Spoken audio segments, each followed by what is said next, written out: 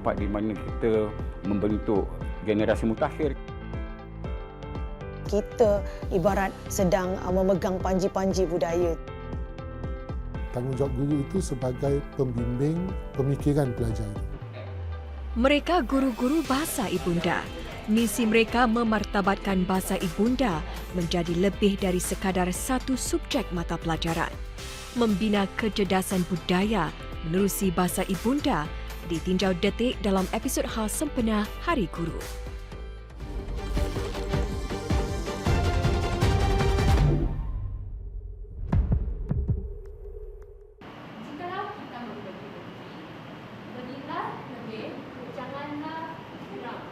Saya Neha, saya bukan bangsa Melayu tetapi saya suka belajar dan memahami bahasa dan budaya Melayu. Jangan malas bertanya. Neha fasih berbicara dalam bahasa Melayu. Itu amat menyelak. Keputusan untuk mengambil subjek bahasa Melayu didorong oleh minatnya sendiri. Saya budaya India. Saya tidak ada beberapa pengalaman dengan budaya Melayu. Walaupun saya dah belajar tentang bahasa Melayu. Tapi selepas pengalaman saya dalam kelas Cikgu Karmin, saya ada membangunkan minat tentang budaya Melayu. Neha menyifatkan guru bahasanya sebagai pencetus yang memupuk minat murid-murid terhadap pembelajaran bahasa Melayu. Ia tidak dipelajari sekadar satu subjek mata pelajaran di sekolah. Dia mengajar kita dalam guna metod yang tidak tradisional, seperti beberapa kelas kita pergi, kita tidak guna buku. Kita dengar pengalaman dia. Dia selalunya menggunakan kuis-kuis online untuk menarik perhatian kita. Dengan membelajar secara interaktif ini, saya berasa bahawa bahasa Melayu akan kekal dan tidak akan terhapus dengan generasi-generasi yang berikut. Memanfaatkan trend-trend terkini untuk memancing para pelajar. Itulah strategi yang digunakan Cikgu Karmin Abbas yang mempunyai lebih 30 tahun pengalaman mendidik. Dunia ini saja kita bayangkan, kita tak tinggal sendiri kan. Dan satu lagi ialah jendela terbuka luas. Jadi anak-anak kita nampak macam-macam. Baik di YouTube, baik di Instagram, baik di TikTok dan di media sosial yang berbagai-bagai. Mereka lihat bermacam-macam, baik dari segi budaya, dari segi trend. Tampaknya, kepesatan teknologi dan globalisasi juga menimbulkan kompleksiti dalam masyarakat rencam seperti Singapura. Pertembungan budaya sama sekali tidak dapat dielakkan daripada berlaku.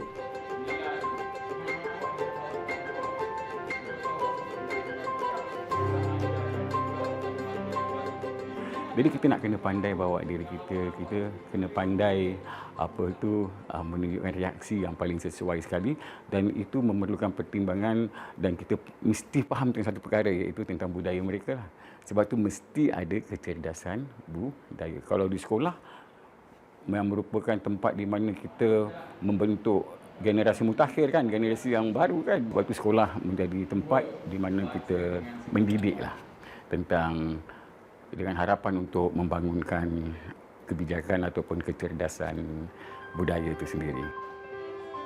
Kita mungkin terbiasa dengan kecerdasan otak (IQ) dan kecerdasan emosional (EQ). Jadi apa sebenarnya yang ditakrifkan sebagai kecerdasan budaya (CQ)? Dalam konteks pendidikan kita mengajar tu untuk pengetahuan. Ya. Jadi sekarang kita punya sistem pendidikan lebih menekankan tentang pemahaman. Bila kita masuk ke bahagian CQ ni, dia bukan hanya tahu dan memahami, tetapi dia juga perlu boleh menerima budaya yang berbeza itu. Jadi ini sebenarnya dia satu bahagian daripada pemikiran yang kritikal yang kita tekankan dalam sistem pendidikan kita. Selain membekalkan kemahiran berbahasa kepada pelajar, Dr. Aidil yang juga mempunyai lebih 30 tahun pengalaman mendidik yakin pembelajaran bahasa Melayu mempunyai matlamat untuk memberikan pendedahan terhadap kepelbagaian budaya yang wujud dalam masyarakat. Satu adalah dalam kelas bahasa Melayu itu sendiri yang mana kita ajar bahasa, ada elemen sastra yang kita masukkan. So dalam elemen sastra itu kan dia sebagai satu bentuk kehidupan, paparan kehidupan. Jadi pelajar memahami, seperti saya nyatakan, EQ itu datang dulu kan. Kemudian barulah mereka memahami budaya. Dan selain daripada itu, juga bahasa Melayu digunakan dalam pengajaran CCE kalau di sekolah. Ya, so dalam mata pelajaran CCE itu, mereka bukan hanya belajar tentang budaya mereka, tetapi juga tentang masyarakat Singapura yang lain. Jadi penggunaannya bahasa Melayu, penekanannya bukan tentang bahasa saja, tapi tentang masyarakat Singapura sebagai satu entiti. Kurikulum Pendidikan Perwatakan dan Kewarganegaraan CCE yang baru bagi sekolah-sekolah memberi tumpuan kepada isu-isu semasa berhubung topik kepelbagaian dan silang kaum. Dengan cultural intelligence, kita dapat memahami perspektif budaya yang lain. Saya budaya India kan, tapi kerana saya menghadiri kelas Cikgu Karmin, saya dapat belajar tentang kuih-kuih Melayu. Di Singapura, apabila kita bertinggal dengan berbilang kaum dan budaya, ia penting untuk menghormati budaya-budaya lain dan juga untuk mengetahui lebih dalam tentang budaya-budaya ini. Dalam mengetengahkan kepelbagaian budaya dalam subjek bahasa Melayu, peranan guru di sekolah ternyata merupakan faktor utama dalam menentukan kejayaannya. Golongan ini merupakan agen penting dalam proses pemindahan ilmu, kemahiran dan budaya secara formal dan berterusan. Selepas ini, Datuk Sorot, usaha sebuah sekolah SAP memupuk hubungan yang lebih bermakna antara kaum-kaum berlainan di sini.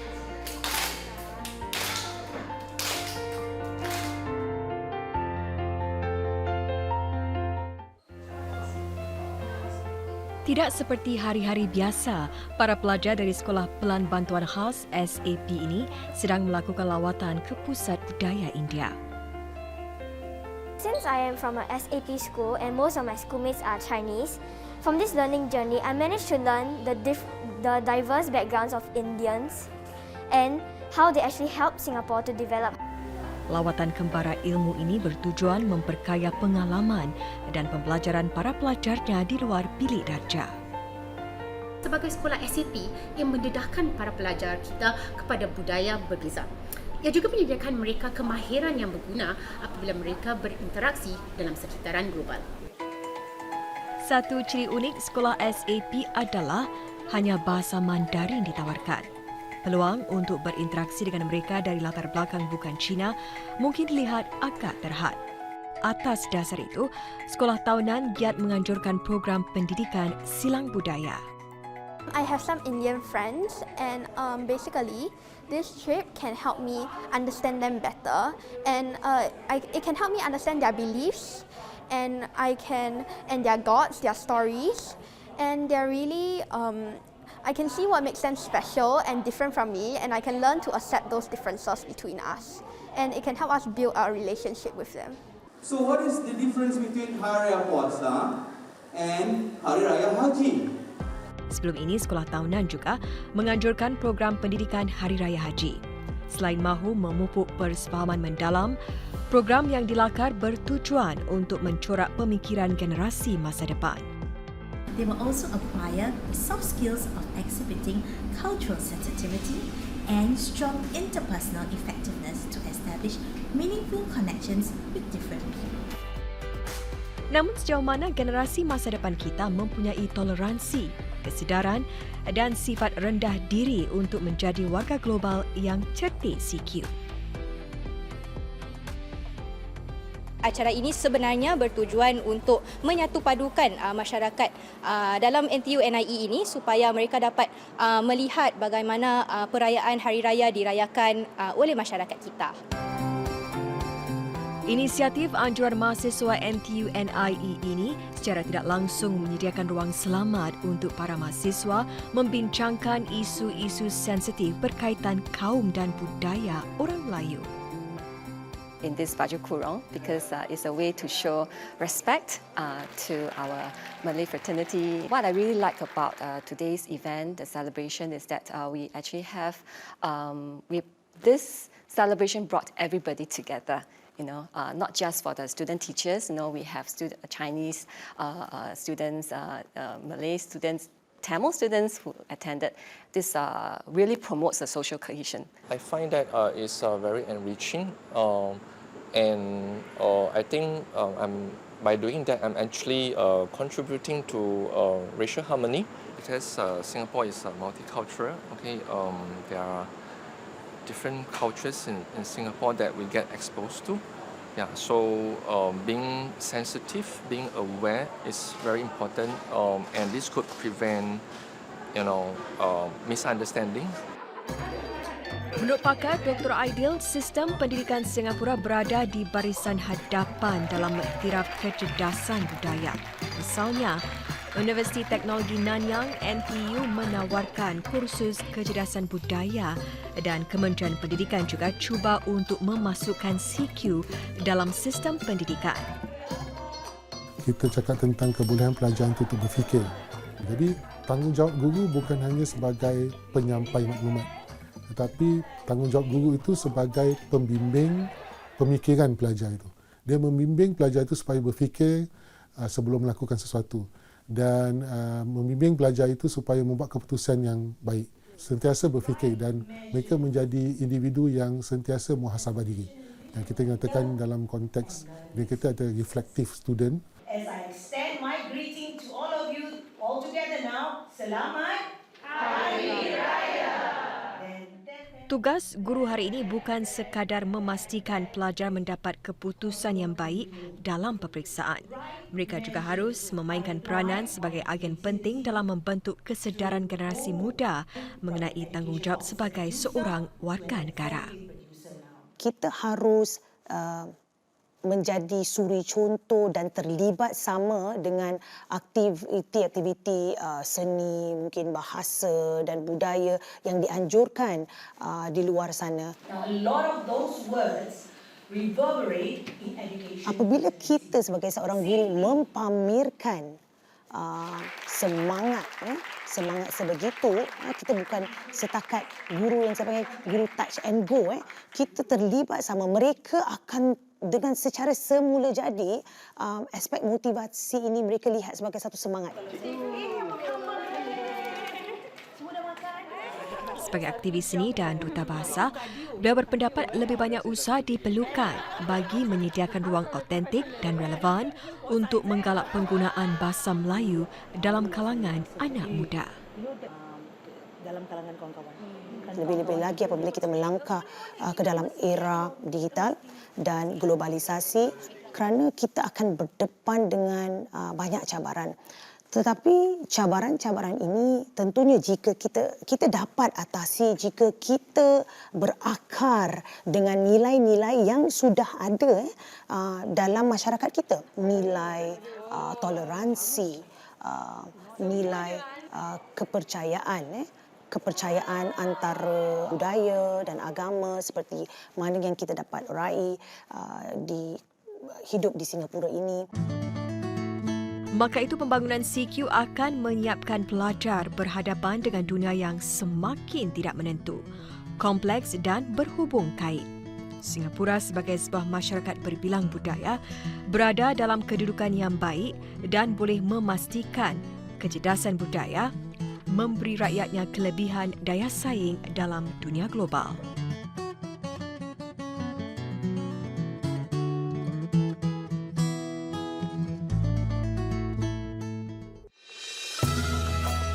Bahasa ibunda boleh disifatkan sebagai satu prisma. Menerusi prisma itu, ia membentuk identiti dan keturunan budaya kita yang wujud sehaluan dengan tuntutan dunia moden. Bahasa ialah satu ciri penting dalam warisan kita. Sebagai warga negara global, kita akan berdepan dengan banyak cabaran, dan antara cabaran yang sangat hebat sekarang iaitu tentang identiti, tentang asal-usul kita, jati diri. Warga Singapura sudah terbiasa dengan keterbukaan. Dalam dunia yang bersifat global, perlu ada sesuatu yang mengikat warga Singapura kepada akar budaya dan warisannya. Bahasa boleh memainkan peranan tersebut. Peranan guru dalam kalangan pelajar dalam memupuk kecerdasan budaya ini amatlah penting. Amatlah penting. Kita ini bukan sahaja suri contoh.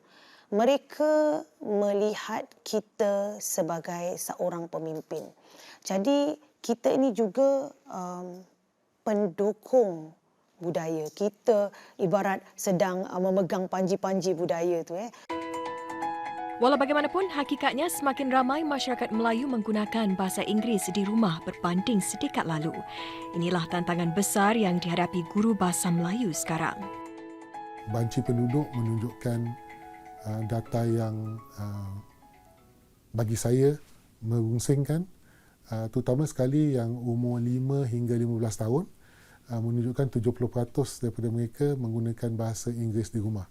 Jadi bayangkan bila mereka semakin dewasa, ini tidak akan berkurangan dan akan bertambah. Jadi sekali air bah, sekali pantai berubah. Kita tidak boleh lagi mengajar bahasa Melayu seperti kita mengajar sebelum ini. Jadi perlu ada pendekatan ataupun cara yang mungkin berbeza. Bahasa bukan setakat satu mata pelajaran yang diajar di sekolah. Nilainya lebih dari itu. Jika diajar dengan cara-cara lebih segar, ia boleh menjadi penggalak kreativiti dan kepelbagaian.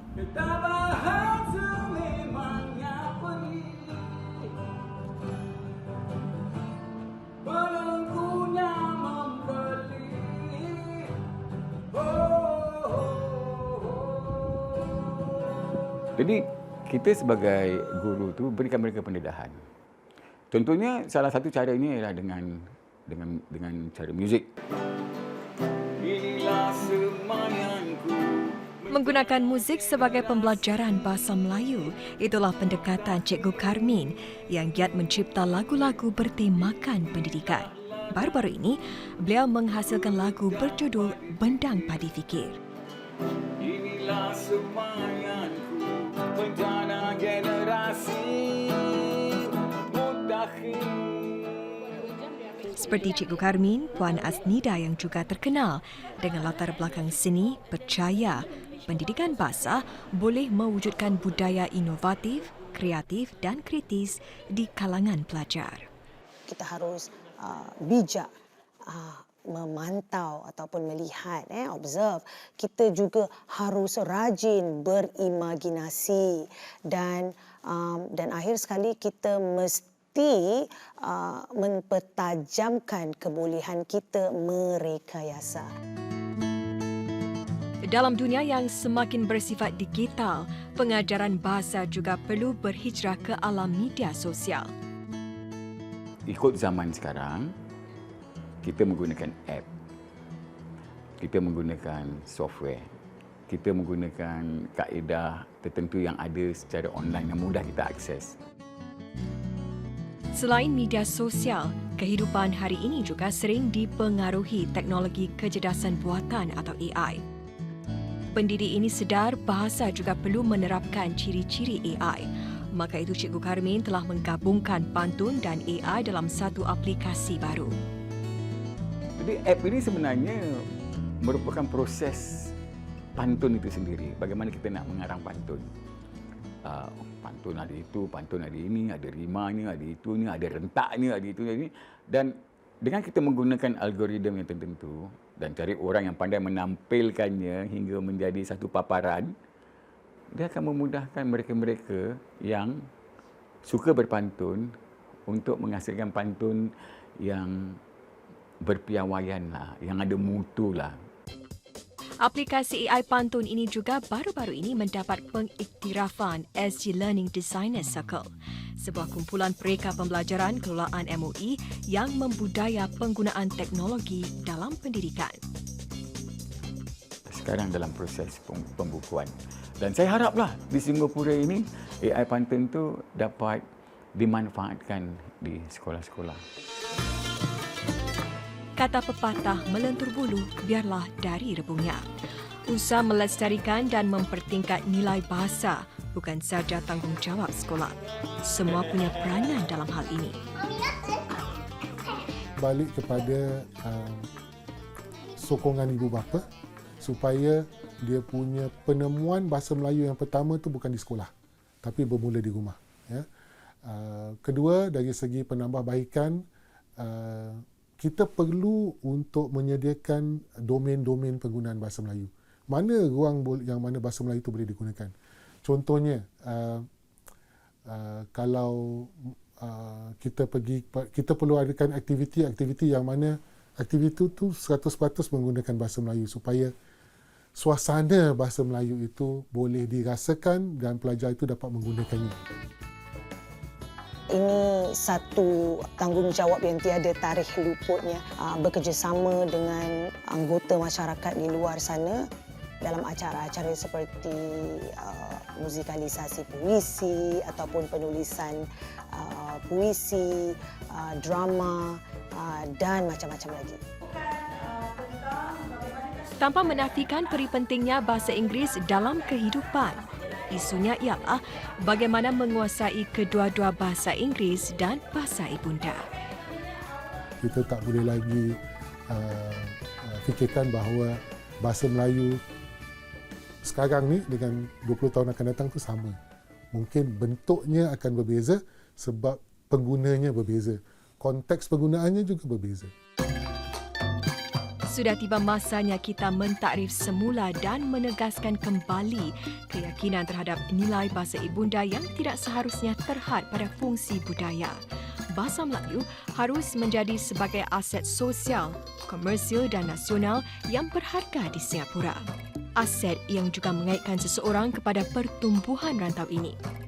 Ini akan hanya boleh direalisasikan dengan dedikasi guru-guru pejuang bahasa yang tidak kenal erti lelah. Sebagai seorang guru adalah bendang padi yang fikir. Inilah semanganku. Kita menemani mereka, memupuk mereka. Menjana generasimu takhir, memukat bangsa yang cemerlang. Sekolah tu adalah banjaran kita. Seorang guru kita tak pernah berhenti untuk mendidik. Inilah ladaku, bendang padi fikir. Inilah semangatku, menjana generasi mutakhir. Inilah banjaranku, himpunan tenaga bakti. Inilah sungaiku, aliran sumber hidup.